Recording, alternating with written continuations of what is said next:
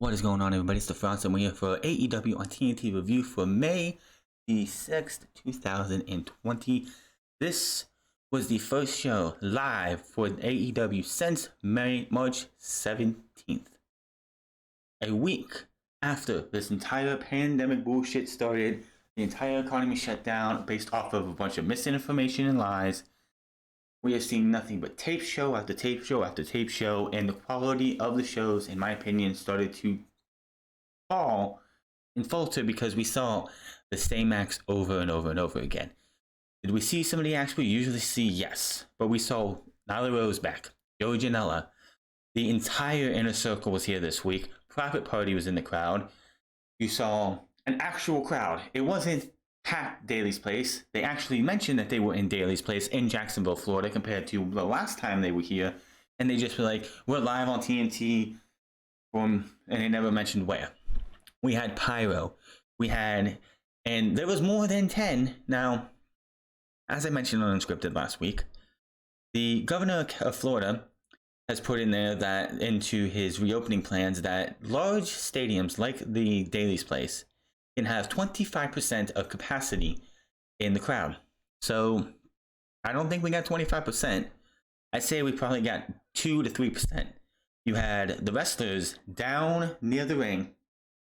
And it was real easy to see when Jon Moxley came out for his entrance because he faced Kaz tonight.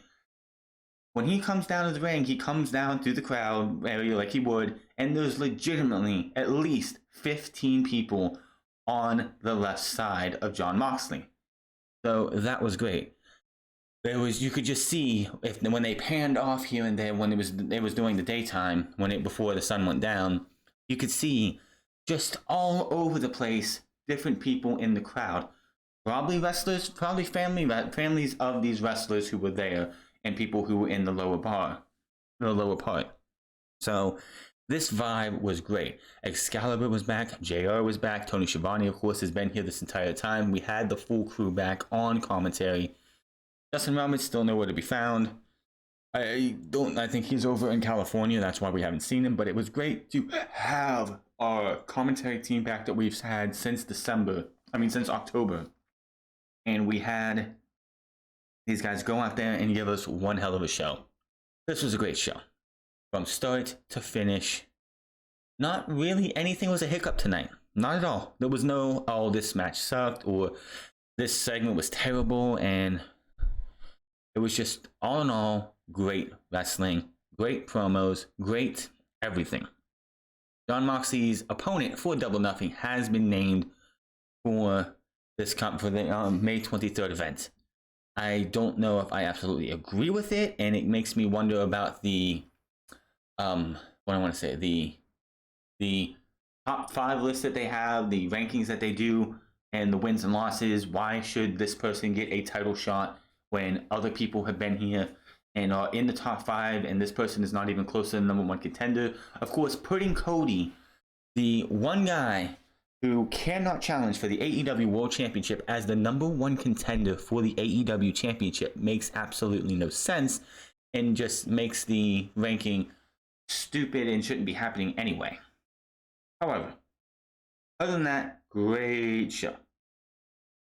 We are at Daly's Place. Of course, JR and Excalibur back on commentary, and we start off with Cody versus Joey Janela. This was a good, fun opening match. These guys went out there. This is the first time we've seen Joey Janela in probably 2-3 months. When was the last time?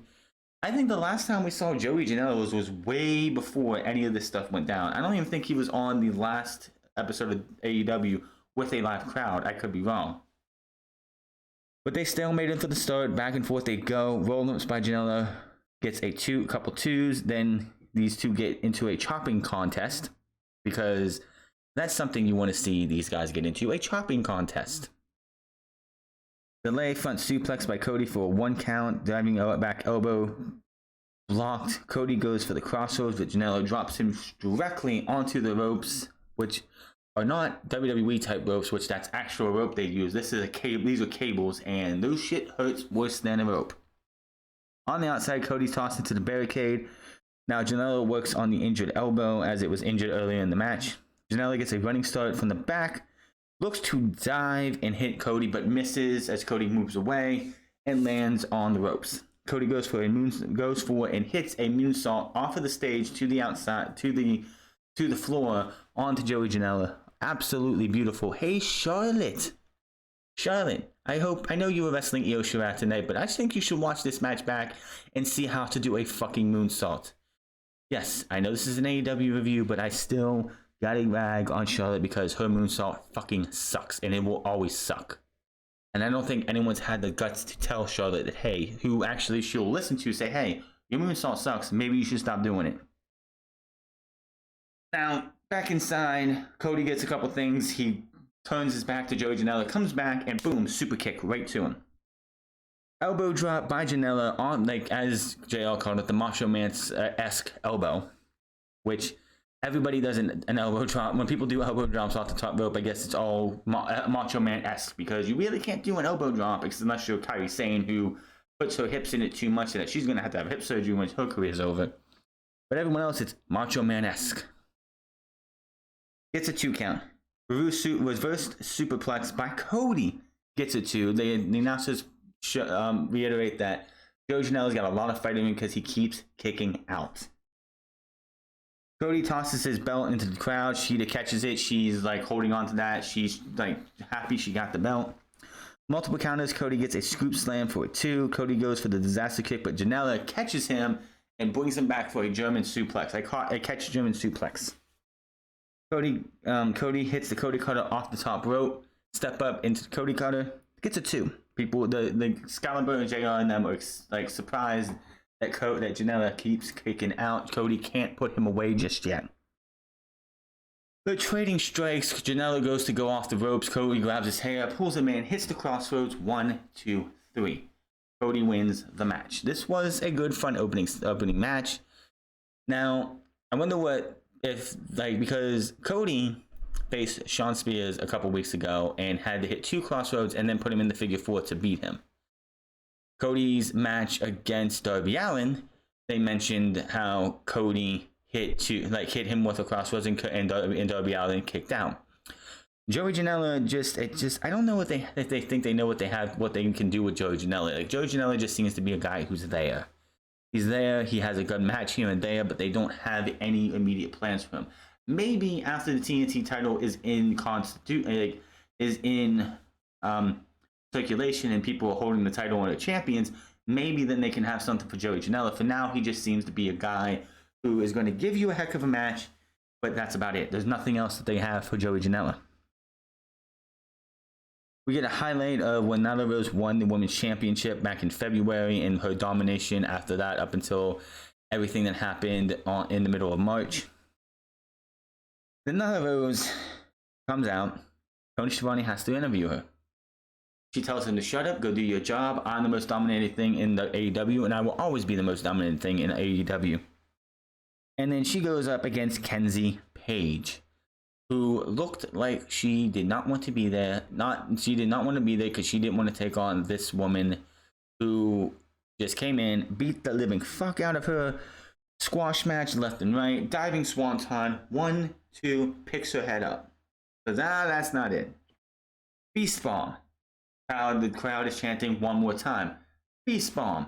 And then a sit out beast bomb. 1, 2, 3. Nyla Rose beats Kenzie Page real easily. I don't even think Kenzie Page got an offensive move on Nyla Rose, which is fine. Nyla Rose is supposed to be this dominating force.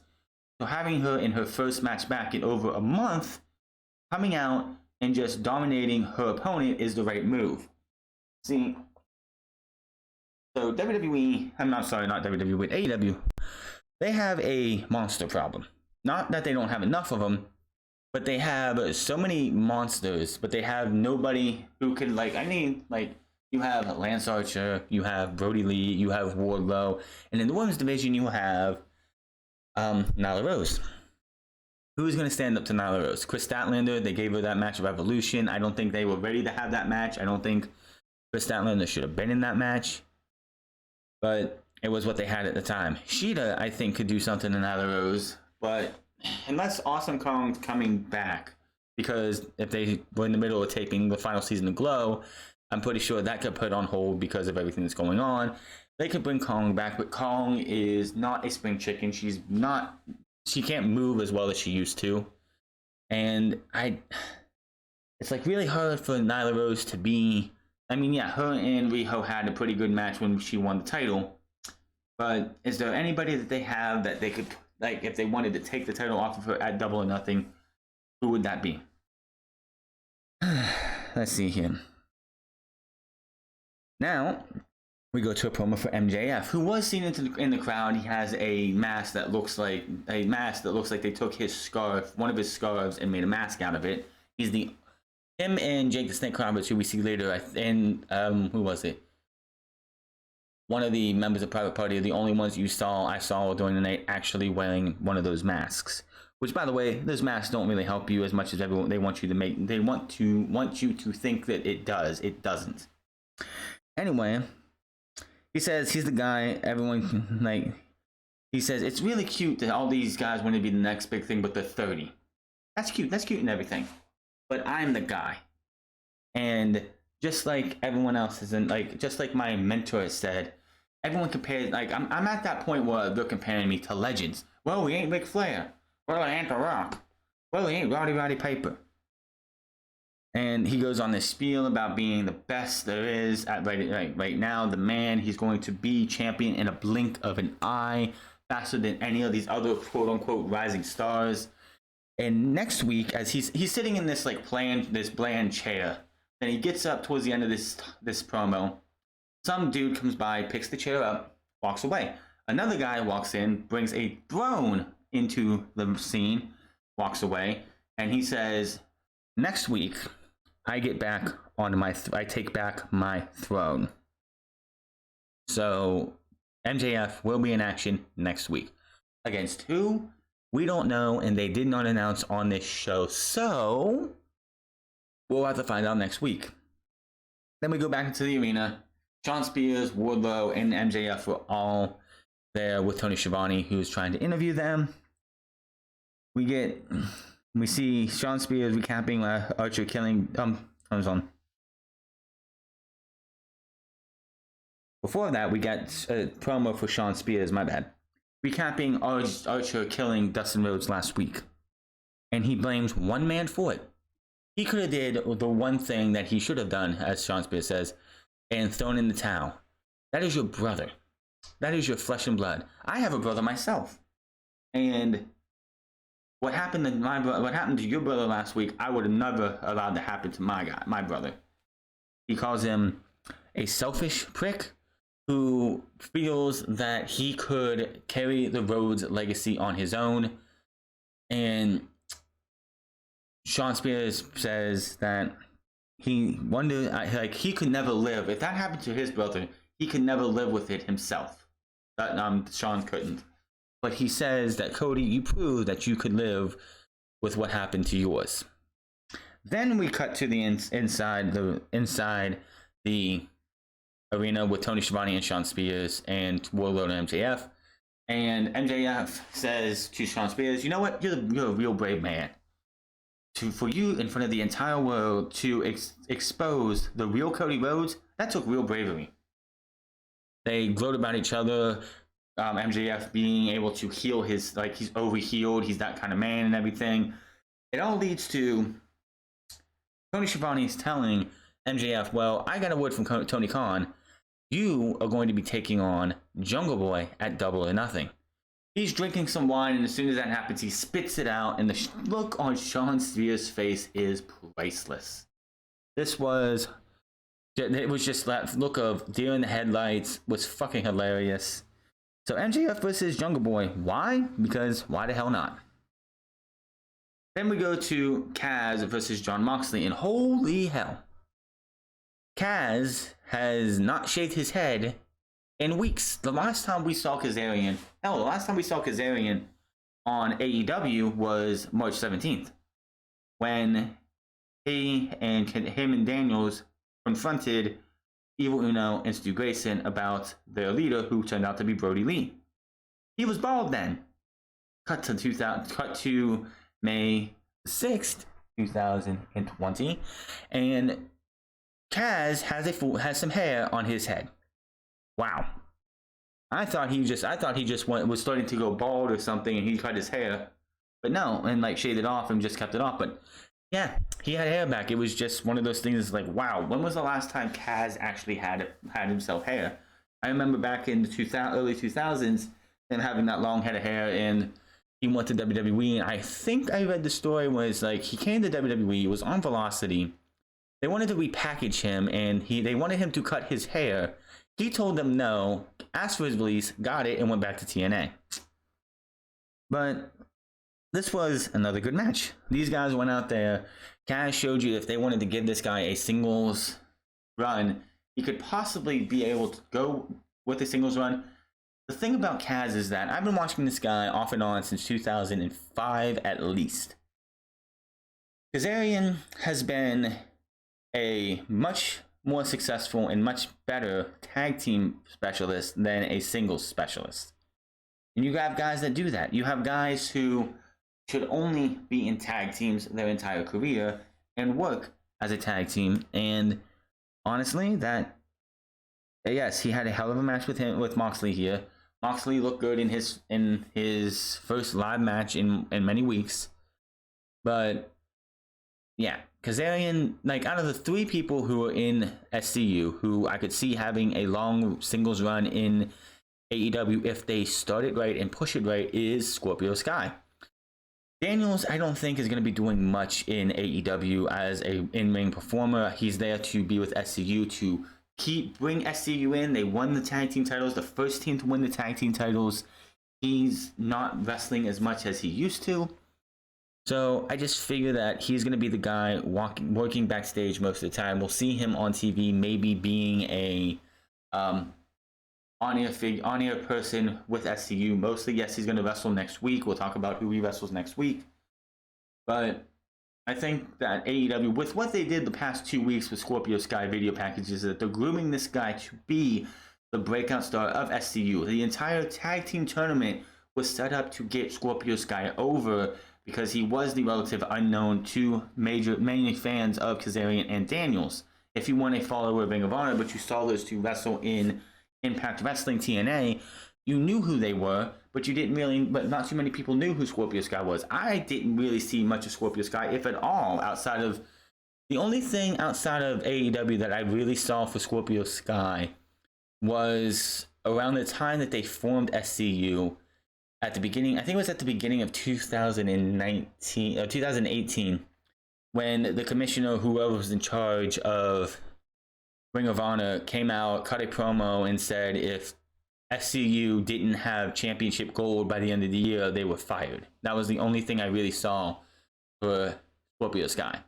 So him coming in and doing what he's done in AEW, I think they really want to push this guy to the moon eventually, and maybe he's an AEW World Champion by this time next year. But Kaz gets a side headlock off the ropes, shoulder block, takes down Mox straight into a headlock, both tied up with a few wrist locks. Moxie gets Kaz down. These two brawl. Moxie gets Kaz down. They trade holds. Moxie with a couple chops to Kaz, but Kaz gets a headlock on. And then they trade some slaps between each other, because chops want one thing. Let's just go with slaps on each other in the middle of the ring. Mox drops Kaz on the outside of the ring. We go to break. Back from break, and Moxie's in control. Mox dives to the outside.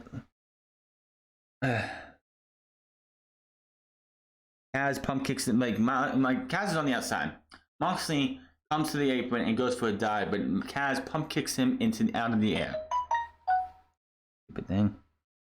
Leap over DDT for a 2 count. Backstabber by Kaz, and he hits a kill switch, I believe it was, for a 2 count.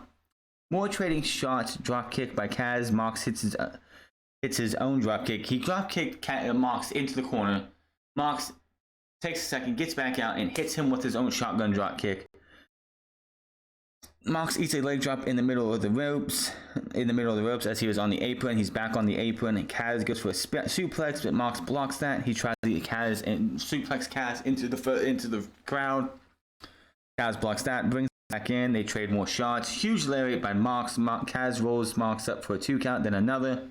Roll through by Mox. Death Rider count 1, 2, 3. Match is over. Just like that. He reverses something, hits the Death Rider, 1, 2, 3. Yes, I know they call it the Paradigm Shift, but I like the name Death Rider better. Post-match. I was about ready to write what I thought about this match. Post-match. Every single minion of the Dark Order, outside of Uno, Grayson, and Lee, come swarming in, and they beat the bejesus out of Jon Moxley. Out comes Daniels and Scorpio Sky. They get dealt with. Nothing they could do. So they're beating down on SCU and Jon Moxley. Out comes Mr. Brody Lee. Has a mic and he says, Mr. Moxley, I am here to answer the bounty you just so graciously put on your head last week. There's no crowd to help you. There's no energy. No one is here to save you. This is the energy you feel now. You understand me? I have such a desire for the same, but I'm not the same guy you've seen in the past. At any point, these men would sacrifice themselves for me. We appreciate you coming here, but you have something I want. I desire. I heard Bruno say you are a reasonable man. So this is a challenge for the AEW World Heavyweight Championship. I don't know if you're an actor or a movie star, an MMA, or a scared fatherless boy from Cincinnati. Answer my challenge or we will make you. Just tosses the mic. Moxley catches his breath. He's like, And he's like, dude, all you had to do was ask. Typical fighting babyface reaction. Dude, all you had to do was ask. And Brody Lee, with a running kick to the face, knocking Moxley back. The minions take immediately leaving hell out of him some more. Then one of the minions grabs the championship and takes it up to Brody Lee, who's on the stage now, as we cut to break. We come back. Tony Schiavone mentions how the championship is now in the possession of Brody Lee, and he has left the building with it. Moxley must be pissed. Now, at Double or Nothing, it will be Jon Moxley versus Brody Lee. I don't know. I don't see why Brody Lee should be the number one contender yet. Coming into this week's episode of AEW, we had Cody at number 1, which again makes no sense because the guy can't even challenge for the title. Lance Archer at number 2, which I guess you want to make them number 1 and number 2 because they're going for the AEW TNT Championship coming at Double or Nothing. Kenny Omega's number 3. All the way down at number 4 is Brody Lee, and the number 5 is Mr. Darby Allin. I know Brody Lee just got here. He's had 4 matches. 4 matches. He's killed jobbers. He killed Marco Stunt. So can someone explain to me how this guy is warranted a title shot? AEW is going to book themselves into a corner because the fact that AEW has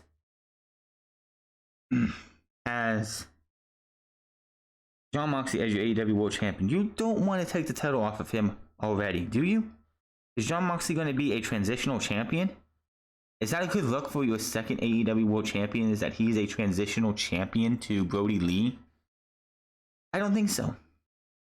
Also, why would you want to take Brody Lee and give him a title shot only for him to lose? I don't see this match at Double or Nothing ending with a clear winner. I just don't. There is no reason that this match should have a clear winner. I could see something happening, but I just think this is going to have a screwy finish. And the closer we get to Double or Nothing, which is we have 2 episodes, I believe, left.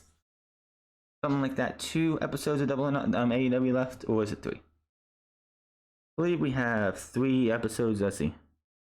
We have 2 episodes left of AEW before we get to Double or Nothing. Can AEW give us a clear-cut reason to believe that Jon Moxley should be losing the championship or Brody Lee should be losing this early on? Now, because he's the leader of a faction, maybe something happens to him. Like, if Jon Moxley wins because of some screw-up finish by a couple of the Dark Order members that causes Brody Lee to lose, I can understand that because Brody Lee will then take it out on those guys and book him, have him have a match with those guys the next week on the next episode of TNT, and kill them because they screwed him out of the AEW World Championship. This is one of those things that AEW has put themselves into position that they cannot have a clean winner. Either Jon Moxley becomes a transitional champion going into the next pay-per-view, or Brody Lee is going to lose his first match, which wouldn't be a bad thing if they do it right. So then we go to Brandy Rhodes. She wants to talk about, she has a rebuttal to Archer and Mr. Jake the Snake Roberts. Pretty much this promo was great. He is good at talking sometimes. He talked about how the fact that he called her Cody's Monica or all these other like historical figures, she's none of that. You might know my family, you might know the people I work with. I am the brand officer. You don't know me. I am like Cody. Like she pretty much said, looking for. She's like, I see where this is going. I'm gonna be out there. You're gonna confront me in the ring with your muscle behind you. You guys are gonna put me in the corner and make me feel small. And my husband, the hero, comes out and saves the day, and he falls right into your trap. Typical. But this isn't 1991. If you slap me, which is, I guess he did that back in the day, I'm gonna hit you right back. So she tells him to leave her mouth out of her name out of his dirty mouth. Then we have QT Marshall, the tag team partner of Dustin Rhodes, who was probably spending time in the hospital after getting brutalized last week. Something tells me that the Natural Nightmares will be bedpan buddies by the end of the night. But the match was pretty much QT Marshall gets some offense in. Of course, Lance Archer doing his shtick, going around the ring and killing what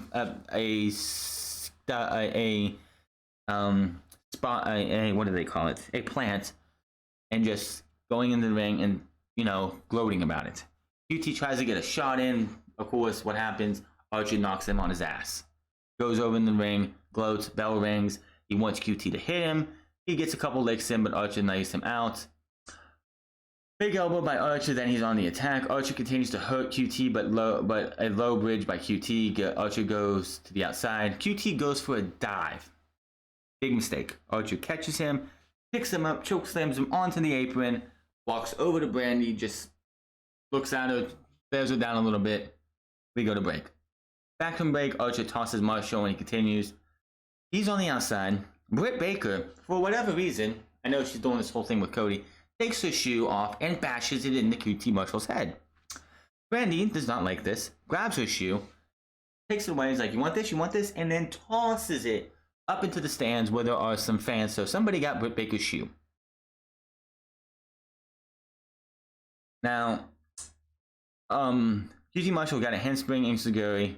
He gets some more offense in, but Archer gets him up on the top rope, hits the blackout, 1, 2, 3. It was a squash, but it was a competitive squash, but it was still a squash. Post-match, Brandy Rhodes is not paying attention to anything but what's happening in the ring. Britt Baker comes from behind, kicks her in the gut, hits her with a DDT, tosses her in the ring. Archer puts her in the middle of the ring, and then Jake the Snake Roberts, who was here for the first time since he made his debut, since this entire thing started, after the first episode, I think it was, since this has all started, he goes to the back and comes out with a small stake. It wasn't Damien, it wasn't any of those long ass snakes that we know he's used. And Brandy's just laying in the ring, dead. She just is out of it. He mounts Brandy and puts the snake on her. And I'm just like, I'm just having the willies and everything. I'm just like, no, thank you. I've never really had a snake on me. It's just really creepy. JR is disgusted. Excalibur is disgusted. Tony Schiavone's disgusted. They want this shit to be over with. This is building towards the feud of this. They mentioned how Cody is here tonight. However, because he did have a match earlier. However, the locker rooms are not right down the hall. They're all the way down by the field. The locker room, they had to take a golf cart to get to the locker rooms. So Cody could be in the locker room when all this is happening, seeing this happen, seething, getting on a golf cart, and by the time he gets to his wife, Jake, his snake, and Lance Archer are out of the building. So I did not know that's how far away the locker rooms were, but goddamn. So they announced it official: Brody Lee versus Jon Moxley at Double or Nothing. Then they mentioned how last year we had a casino battle royal. This year we are having a casino ladder match. Winner gets an AEW world title shot, and that better be at All Out. If you're doing a casino match at All In at Double or Nothing, the winner gets the title match at All Out. That's just how it goes. So Double or Nothing is shaping up pretty well. Of course, they mentioned how we're going to have the TNT Championship finale, which should be absolutely fun. We're also going to have Jungle Boy versus MJF. And of course, next week, though, we'll talk about that later, we get to Taz in the back with Darby Allin. Darby is being, his son, he's just being cool, calm. He's got that look on him like he doesn't give a shit right now. He's not happy about not being in the finals for the TNT Championship. Taz asks him about Cody beating him last week. He says nothing. And Taz asks him another question about what he's going to be doing next and everything, and he just walks off, pissed off. He doesn't want to be talked to. Darby Allin does not want to be disturbed after he tries to figure out what's next for him, because he's not going to be going and becoming the first ever TNT champion. Now, next week, they announced Brody Lee versus Christopher Daniels. Obviously, this is going to be probably the blow-off of whatever was happening between him and the Dark Order. Then they announced the Jurassic Express is back in full force next week against the Best Friends and probably Orange Cassidy, so it could be a 6-man tag match. We will hear from Lance Archer and Jake the Snake Roberts next week. And then a 4-way women's championship, a 4-way women's match. I believe it was Chris Statlander, Sheeta, Britt Baker, and Penelope Ford. 4-way. The winner, it should just be named a number 1 contenders match. Plain and simple. It should be a number 1 contenders. Why would it not be a number 1 contenders? I think that was 4 of the top 5. So that should be the winner of that match gets a championship match at Double or Nothing. That is the first championship. We still have to wonder, will we get a tag team title match? Because Hangman hasn't been around since episode 1 of this entire empty-ish arena era. And then next week, Chris Jericho will be in action. Chris Jericho will be taking on Pineapple Pete, because we get to the sex gods of Chris Jericho and Sammy Guevara versus Matt Hardy and Kenny Omega. I'm sorry, Kenny Omega and Broken Matt Hardy. Now, the Inner Circle comes out first, which of course was Sammy Guevara, Jake Hager, and Chris Jericho. Pride and Powerful were in the crowd. They were there. Now, Jericho has a bout with him. He's walking around the outside. He gets to where Pineapple Pete is, and Pineapple Pete just whacks Jericho once, backs off so Jericho can't get a swing on him, and Jericho is livid. We get to the beginning of this match, and Tony Schiavone breaks the news that next week Jericho's opponent will be Pineapple Pete. Jericho's like, get out of here. You serious? Tony Schiavone's like, yes, I'm serious.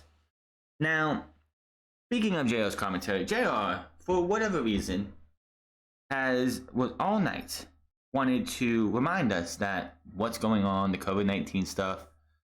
I mean, we watch professional wrestling. We're watching this wrestling to get escapism from all the bullshit that's going around us. Is it wise for JR to sit there and just talk about it? Give us 2 hours of whatever we can have, a little bit of normalcy, because it felt like the crowd, there being a crowd there, the vibe of at least, there was at least 30 people out there. In the arena, in the lower end and up in the crowd area, there was at least 30 people out there, which is fine. That's way below 25%, but hey, it's better than nothing. Now, they get in there, Matt Hardy gets in there, and he bites the fingers of Sammy Guevara to start this match. The Omega and Jericho pick up their rivalry again. They start brawling on the outside. Sammy Guevara is fighting Hardy. Huge powerbomb out of Razor's Edge by Matt Hardy for a quick early 2 count. Hardy gets thrown, Jericho gets back in the ring. Him and Hardy start to brawl up to the stage. Jericho throws Hardy into the set, into one of the tunnels, and that's the last we see of broken Matt Hardy for a while. Jericho and Sammy with the advantage. We get a sex god pose, which JR happily to say that's a new t-shirt for you, so expect that to be on Pro Wrestling Tees tonight. Then all of a sudden, as Omega's fighting back, we have Matt Hardy 1999 coming out. The Attitude Era Matt Hardy returned for this match. Which, as you know, if you listen to Talk is Jericho, that this version of Broken Matt Hardy, Damascus, is not all broken. Matt Hardy has the ability to turn back into normal Matt Hardy, which he did in this match, and a majority of this match was as broken as regular Matt Hardy. I was hoping to see version 1, Big Money Matt, which they're not going to spill that all for one match. I think they're going to say version 1. We'll see Matt Hardy version 1. We'll see Big Money Matt Hardy. We'll see Matt Hardy, I Will Not Die Matt Hardy, which is in between those two. Now, Snapdragon by Omega after Matt Hardy hits a twist of fate onto, I believe it was Sammy Guevara. Jericho with the baseball bat attacking Kenny Omega. Hardy and Omega get the ladder in his table. Omega sets up Sammy onto a table. And then Matt gets up top, as he does his old-fashioned pose. Goes down instead of a leg drop, which would have been really fucking stupid because of how bad his lower part of him is. He does a splash. This should have been the end of the match if it was any other time. 1, 2, Jake Hager pulls the referee out, and that is that for that. So that's the last time you see Sammy Guevara for at least 2 or 3 minutes. Hager and Jericho are now battling Hardy and Omega as we go to break. They are fighting in the back area during the commercial break. Then Matt Hardy opens this ice chest, which has the Jacksonville Jaguars logo on it, and you know Matt Hardy, you have the commentators decide to burst in with a, "Whoa, this is my new favorite team. Mine too. Hey, remember that good draft they had this? Who gives a shit?" But he opens the ice chest, puts Jericho's head in, and I thought he was going to put Jericho completely in. Hager comes out, and then Matt Hardy gets put into the ice chest, and that is the last we see of Attitude Era Matt Hardy for the rest of the night. It's 3 on 1, really, right from here on right now. Sammy gets back in the match, takes some money from an ATM. Omega launches Sammy into a steel door. Then Hager runs and tries to take out Jay. And I mean, when he launched him, he picked him up in a powerbomb and threw him into one of those steel doors, the same one that they threw onto, I think it was Matt Jackson or Nick Jackson, the one that was killed on that March 11th episode. But he launches Sandy into that. Jake Hager comes to attack him. He moves out of the way, and Jake Hager ends up running into Sammy. Omega launches, Jericho uses a traffic cone. He puts it on his head, so I'm like, haha, cone head. Beats up Omega with it for a minute. Omega gets a wet floor sign, one of those hard plastic wet floor signs, and just whacks the hell out of Jericho. Holy shit. Hardy gets a golf cart after he returns as Broken Matt Hardy. He was out of this for a bit, but then after the wet floor sign, you see the ice chest open, and Broken Matt Hardy comes out. I don't know how long he needed to change. Hardy gets the golf cart, hits Jericho with it. Looks like he hit Jericho. I'm not sure. The camera blocked it. But he pulls Omega in. They go down towards the football field because they're in that part of the entrance. They turn around. Sammy Guevara, they're chasing down. Sammy Guevara leaps up trying to avoid, but ends up smacking his face off of the plexiglass window in there.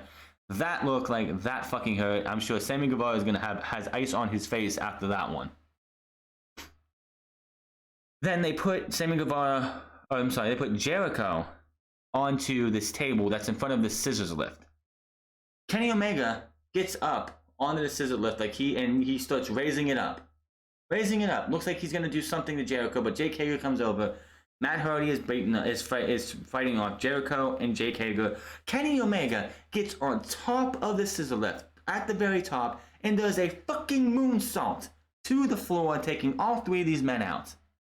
He looks for the one-winged angel onto Jericho, when Pride and Powerful finally makes their appearance, they beat down on Kenny Omega. Matt Hardy gets back up. They all start brawling.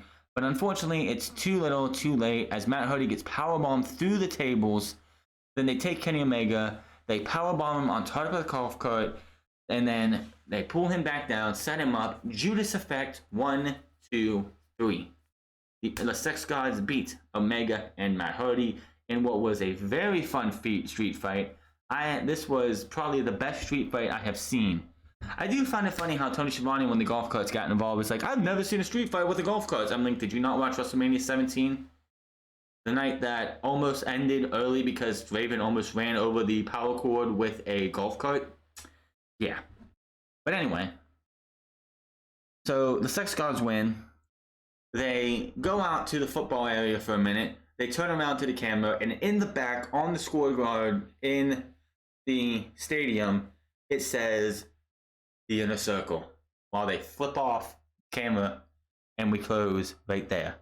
And AEW's first live show in weeks ends.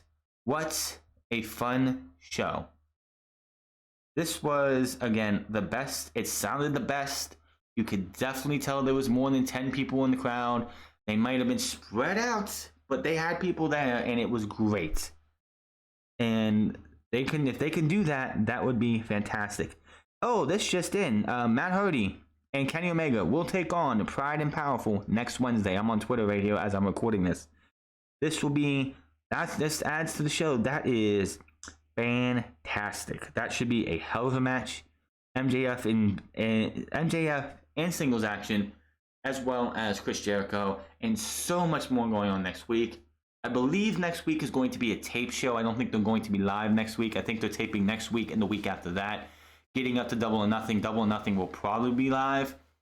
And then maybe the Wednesday after will be live. But I think this is the first live show and the only live show they're doing in the month of May up until Double or Nothing. But this was a hell of a show. I want to see more of this. Like, slowly bring crowds in. You had at least 30 people there. Make it 40 next time. Spread them out. You have all of Daly's place to use. Bring in, and yes, you can't say, oh, they were all professional wrestlers. If you go and watch the fucking part where they were in the back, you could see children there wearing masks, but you saw at least 2 children in the back while they were doing the entire brawl backstage. So you start with, if you have like 10 people, if you have 10 people down below and 20 people up in the stands spread out, you bring 10 more people in. And then 10 more people in until you get to the point where it's like, hey, we're fine. We're not having any problems and we can have a full fucking crowd. Again, a crowd is necessary. When WWE goes back to taping after Money in the Bank, hell, you can have 25% capacity WWE at the Performance Center. Hell, get it at Full Sail. Give us at least 15, 20 people. You can do your temperature things, whatever. First responders, whatever. Give us a fucking crowd for Monday Night Raw next week, because crowds are necessary for this to reel better. If you watched NXT tonight and you watched AEW tonight, I guarantee you're going to say AEW had the better show simply because they had fans or a crowd while NXT did not.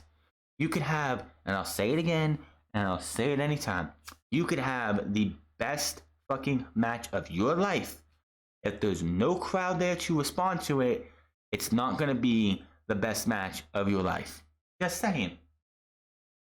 But that is your AEW on TNT review. Hit that subscribe button, comment down below, like or dislike this video. Find me on Twitter at The France Club. Find me on twitch.tv/The France Club. And find me on Instagram at The France Club. And I will see you guys Friday for SmackDown and the Money in the Bank prediction, as we are a few days away from Money in the Bank, where the show in the Performance Center is going to be live while the Money in the Bank match has been taped. But until then, my name is The France, and I'll see you guys later.